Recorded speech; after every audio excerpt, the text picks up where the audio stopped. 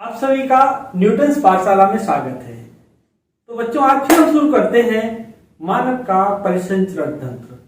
परिसंचरण तंत्र अर्थात जो हमारा शरीर है, इसमें किस तरीके से हमारा ब्लड का सर्कुलेशन होता है, किस तरीके से रक्त हृदय से लंग्स में जाता है, किस तरीके से शरीर में जाता है, हम इसका अध्ययन करेंगे। हम जो परिवहन होता है रक्त का, परिवहन का अर्थ होता है आना और जाना। तो आज का टॉपिक बताएगा आपको कि हमारे शरीर में किस तरीके से रक्त बहता है और क्या क्या कार्य करता है। रक्त बहने के लिए हमारा हृदय किस तरीके से काम करता है, हृदय की संरचना क्या है, हम इस सब पर चर्चा करेंगे। तो हमें पता होना चाहिए कि परिवहन का अर्थ होता है किसी चीज का जाना और आना। तो हमारे शरीर में जो रक्त है वो हृदय की वजह से चलता है। मानव का हृदय जो होता है एक मुट्ठी के बराबर होता है। छोटा बच्चा अगर वो अपनी मुट्ठी बंद करे इस तरीके से, तो जितनी बड़ी उसकी मुट्ठी होती है उतना बड़ा उसका हृदय होता है। और वो हृदय जो होता है वक्ष स्थल में यहाँ पर स्थित होता है। हल्का सा एक लेफ्ट साइड में ओरिएंटेड होता है, इसलिए कहते हैं कि बाईं तरफ है, लेकिन वो वक्ष स्थल पे ही होता है। तो जो मानव हृदय है उसका भी अध्ययन करेंगे। तो हम सबसे जानेंगे कि जो रक्त का परिसंचरण तंत्र है उसमें रक्त को जाने और वापस लाने के लिए कौन सी नली होती है, कौन सी जो नलिकाएं होती हैं, उनका क्या नाम होता है। तो हम एक एक की चर्चा शुरू करते हैं। जो नलिकाएं हृदय से रक्त लेकर के शरीर को जाती हैं उन्हें हम कहते हैं धमनी, जिनमें रक्त जो है शुद्ध रक्त, ऑक्सीजन वाला रक्त शरीर को ले जाया जाता है। और जो शरीर से डीऑक्सीजनेटेड ब्लड अर्थात जिसमें कार्बन डाइऑक्साइड है वो वाला ब्लड हृदय को जो लेके आती हैं उन्हें कहते हैं शिरा।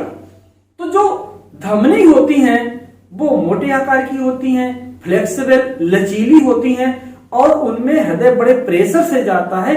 इसके लिए उनकी जो दीवार होती है वो मजबूत होती है और वो अंदर की तरफ स्थित होती है शरीर में।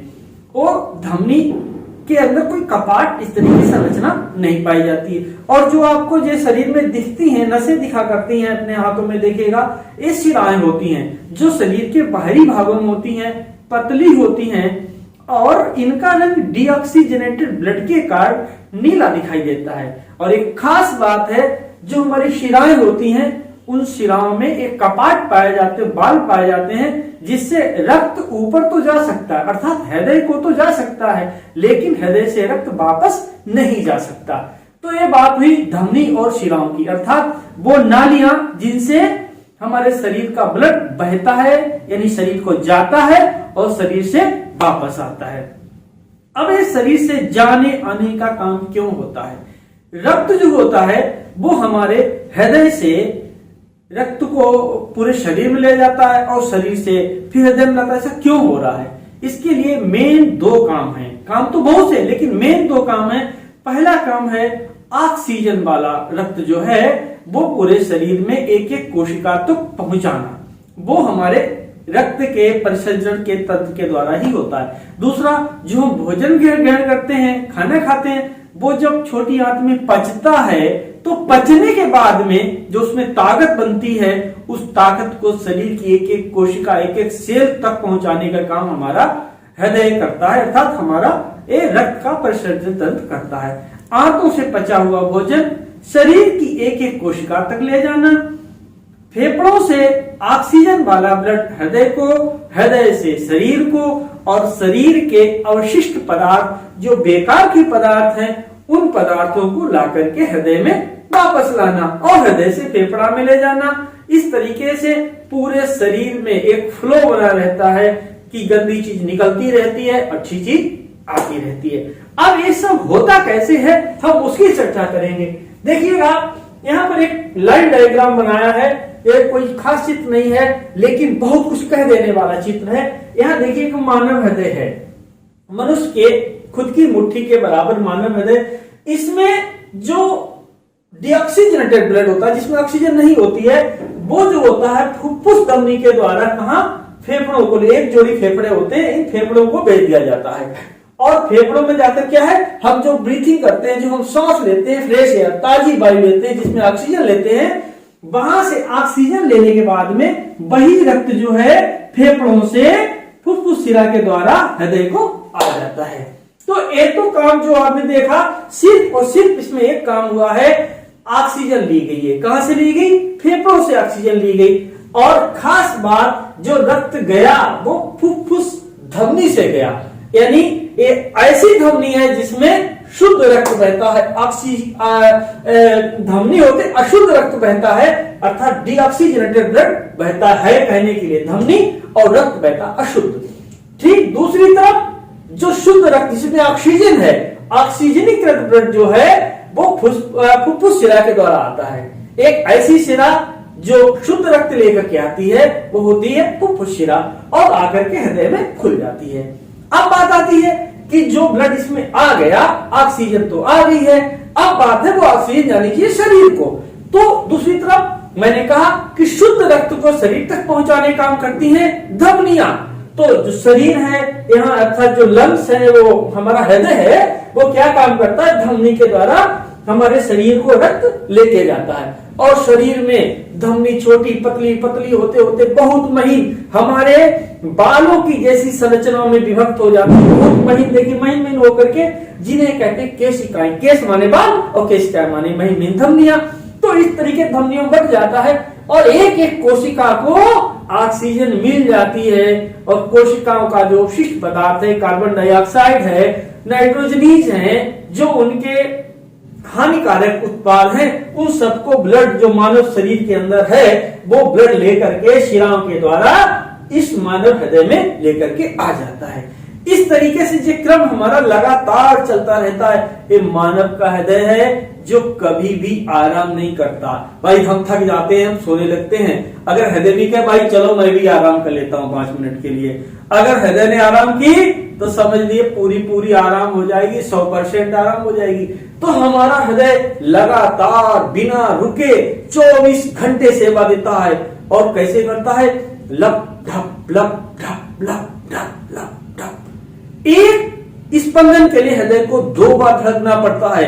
आप इस हृदय को आप ऐसे देखेंगे, यहाँ पर हृदय का संरचना बना हुआ है। हृदय का आंतरिक जो संरचना कैसा होता है उसकी बात की गई है।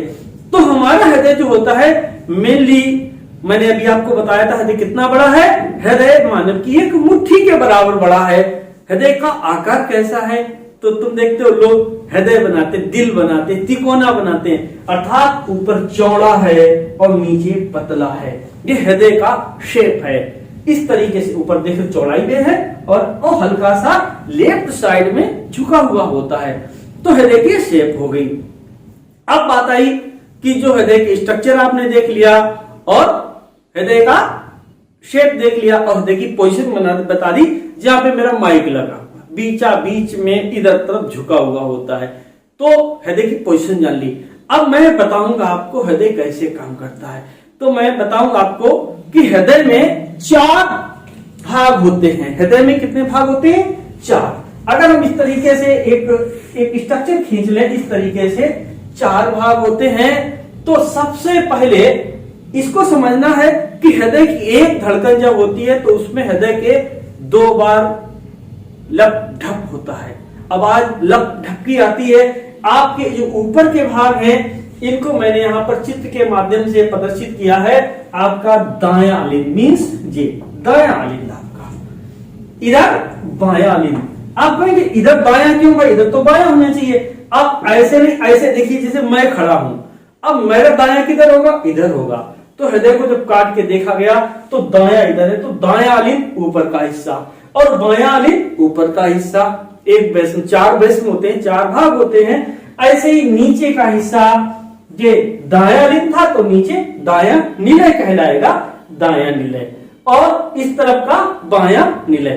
तो 4 भागों में हृदय हमारा बेसिकली बटा हुआ होता है। और कैसे काम करता है, इस फंक्शनिंग को अगर आप ध्यान से सुन लेंगे, समझ लेंगे तो बिल्कुल समझ में आ जाएगा।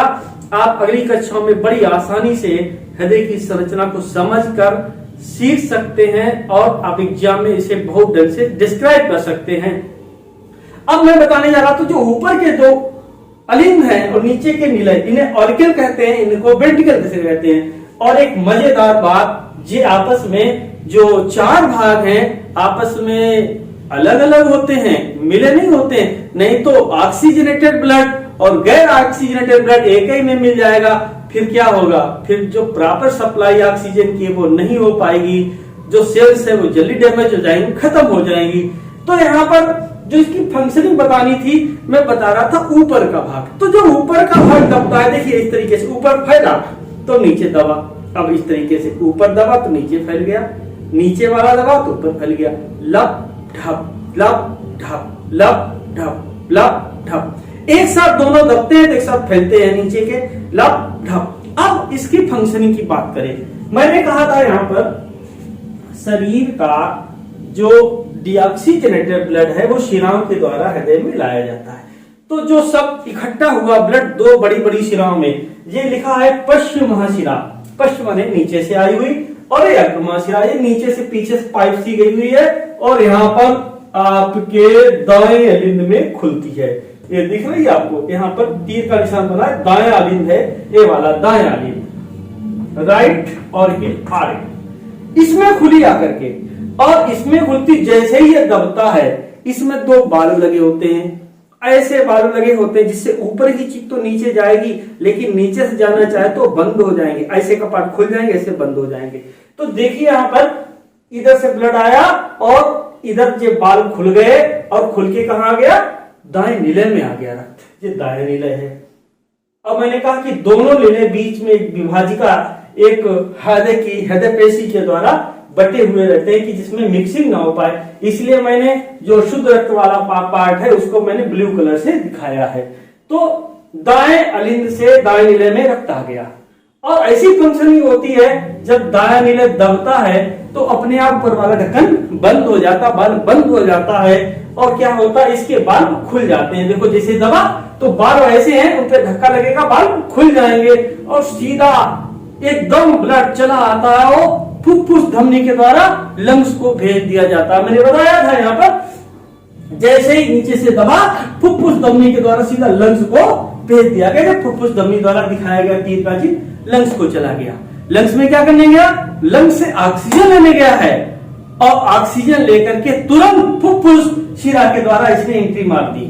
कहां मारी एंट्री, बाएं अलिंद में। देखिए यहां से दिख रहा है ये रक्त नलिका है, यहां से इसमें आ गया ब्लड, और ब्लड आने के बाद में जैसे मैंने कहा ऊपर का सिरा दबेगा वैसे बाल खुल जाएंगे, और दो बाल ऐसे इसमें हैं, दोनों बाल खुल गए और आके रक्त आ गया आपके बाएं नीले में। और बाएं नीले में रुकने वाला नहीं, इधर दबा था, अब ये ऊपर फैलना शुरू हुआ, नीचे से दबना शुरू हुआ। तो जैसे दबना शुरू हुआ है ये दोनों बाल बंद हो जाएंगे साहब, और बाल बंद हुए, और बाल कौन से खुल गए, यहाँ के बाल खुल गए, इस ऑल्टा के बाल खुल गए, और ऐसे दबा, देखो तीर का चिन्ह बता रहा है कि सीधा का सीधा सीधा ब्लड अब महाधमनी में शरीर को चला गया। अब ये फंक्शनिंग चूंकि एक साथ होती है, एक साथ फंक्शनिंग होती है, इसमें कतई देर नहीं होती है, तो एक साथ जहां पे दोनों भाग दबे तो देखा शुद्ध रक्त नीचे बाएं नीले में, अशुद्ध रक्त दाएं नीले में, और जैसे ही इसे पुश किया मैंने वैसे क्या हुआ, ये वाला चला गया कहां, इसके महाधमनी द्वारा पूरे शरीर को चला गया, और ये वाला कहां चला गया, फुफ्फुस धमनी को चला गया। और एक क्रिया जो होती है लप ढप इतना एक्टिव, एक सामान्य स्वस्थ आदमी 1 मिनट में 72 से लेकर 80 बार धड़कन पूरी होती है, अर्थात 72 से लेकर 80 बार मानव का हृदय धड़कता है। और जब आप डर जाते हो, आपके अंदर ऐसे हार्मोन्स बनते हैं, धक धक धक धक धक धक धक धक एकदम बड़ी तेजी से।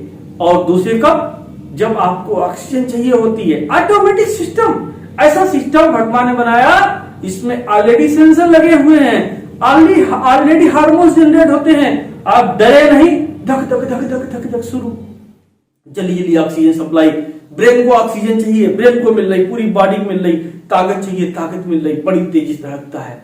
और नॉर्मल कंडीशन में 72 से 80 बार हमारा हृदय धड़कता है। अब यहाँ पे थोड़ी सी बात और करते हैं, फिर डाइट हो जाएगा, क्योंकि जब इसे दब रहा है, आप देख रहे हैं दायां अलिंद दबा, वैसे ही ऊपर के बाल यहाँ के बंद रहेंगे, और इसमें दाएं नीले में ब्लड आ जाएगा, और ये दबेगा जैसे ही, वैसे ही दाएं अलिंद का ये बाल बंद हो जाएगा, ये बाल खुल जाएगा। एक अल्टरनेट सिस्टम चलता रहता है। इस अल्टरनेट सिस्टम में हमारा पूरा का पूरा ब्लड बॉडी को सर्कुलेट होता रहता है, शरीर को भी जाता रहता है, लंग्स को भी जाता रहता है। लंग्स से हमारे फेफड़ों से ऑक्सीजन लेकर के और हमारे लंग्स हार्ट में आता है और हार्ट से पूरी बॉडी जाता है। इस तरीके से हमारे शरीर का सबसे मेहनती भाग, सबसे मेहनती जो बिना रुके काम करता है वो हमारा हार्ट है, हमारा हृदय है, काम करता है। तो अगर आप इस चित्र को ध्यान से देख लेंगे तो आपके समझ में आ जाएगा। सवाल एग्जाम में आएंगे, हार्ट फुसफुस धमनी से आता है, कहां से आता है, फुसफुस शिरा में रक्त कैसा बहता है, इस तरीके से तमाम सवाल बनते हैं और वो सब तुम्हारे लिए बहुत उपयोगी हैं। That's all. अगर कोई प्रॉब्लम आती तो आप कमेंट में पूछिए। Thank you.